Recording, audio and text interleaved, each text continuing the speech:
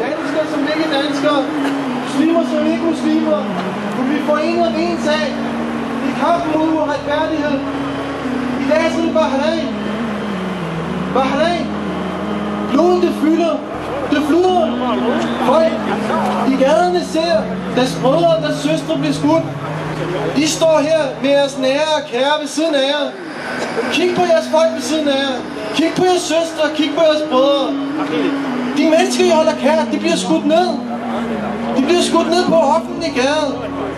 Situationen i den arabiske verden er nu, at i kølvandet af alt det, der skete i Egypten, så folket har fået nok. Folket har fået nok af undertrykkelse. Nu siger de stop. Det her det er ikke en religiøs kamp. Det her det handler rent og skær omkring basisfriheder. Frihed, rettighed, lighed til alt. Arbejdsmarkedet, til det private, til det offentlige. Situationen i Bahrain. Det er undtagelsestilstand. De har erklæret undtagelsestilstand i 3 måneder, hvor folk ikke må gå ud om aftenen. Det her det betyder, at hvis du går ud, så kan politiet gøre, hvad det passer dem, uden at du bliver retsforfulgt. De har lukket for alle infrastrukturer, så folk udefra ikke kan komme ind. Journalister, internationalt, globale menneskerettighedsorganisationer kan ikke komme til at overvære situationen dernede. Se, den umenneskelighed, der foregår dernede hver eneste dag.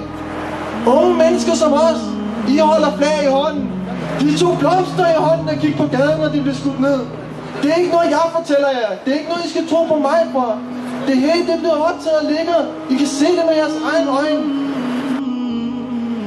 Overgreb, det sker ikke kun af ordensmagten. Herren er trådt ind. Det er ikke kun pistoler og revolver. Det er automatiske maskinpistoler og kanoner, der skyder ned mod folk, der demonstrerer om lighed, retfærdighed i samfundet. De mennesker her, de har spurgt om velfærd. Om velfærd. De har ikke spurgt om et regeringsskifte. De har ikke spurgt om religiøse krav eller på anden vis.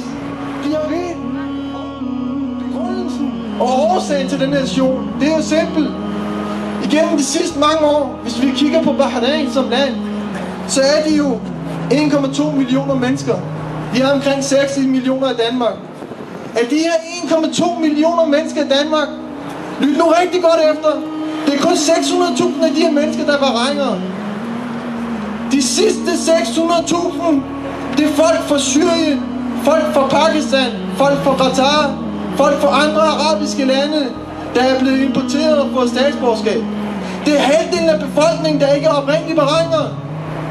Det her det betyder kun én ting.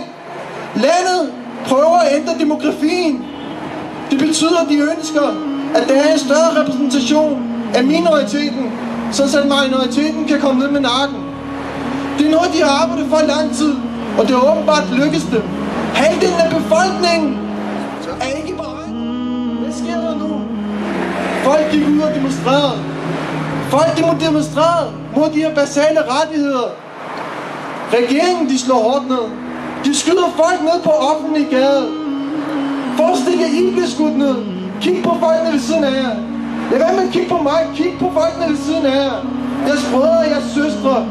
Forestil jer, at de bliver skudt ned foran jer. Hvordan vil I have det? Og man vil tro, at det ikke vil ske i et land som Danmark, så civiliseret som Danmark. De er mere civiliserede end os dernede. Regeringen anvender unødvendig magt for at bevise, at det er dem, der bestemmer dernede.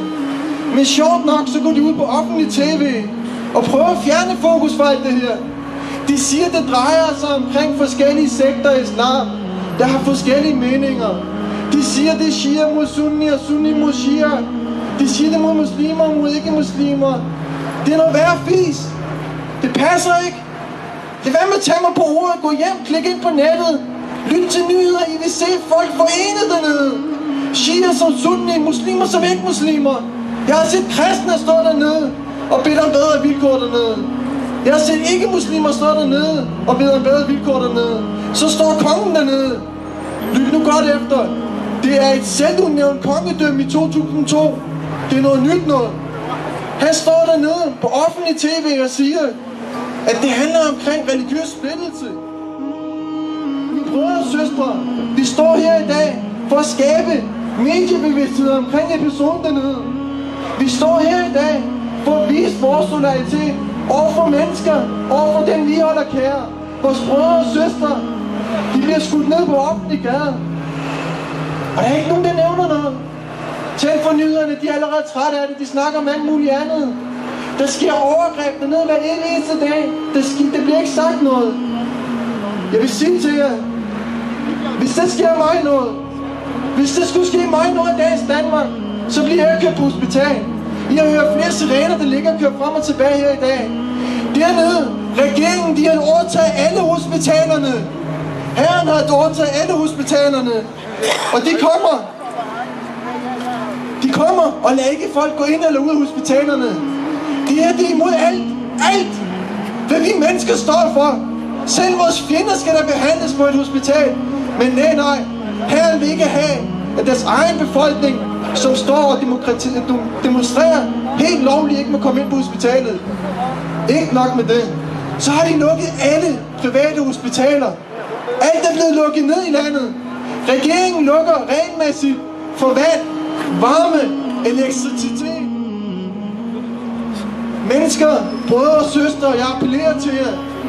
Gør jeres bedste, gør jeres ypperste for at få spredt det her budskab her. Skab overvågning, bevidsthed om det. Fortæl det til jeres nærmeste, på jeres arbejdsplads, i jeres studier, i hjemmet. Selv folk. I skal lytte. Ikke fordi jeg siger det. I skal lytte, fordi jeres hjerter, jeres fornuft, alt hvad jeg har i jer, siger, at kampen mod uretfærdighed er den største kamp, vi nogensinde kan kæmpe. يدوم الحكم يا آل الخليفة سوف تسقط كل أحكام سقيفة لن يدوم الحكم يا آل الخليفة سوف تسقط كل أحكام سقيفة وقد جاء دورك يا ابن اللئام الشعب يريد إسقاط النظام الشعب يريد إسقاط النظام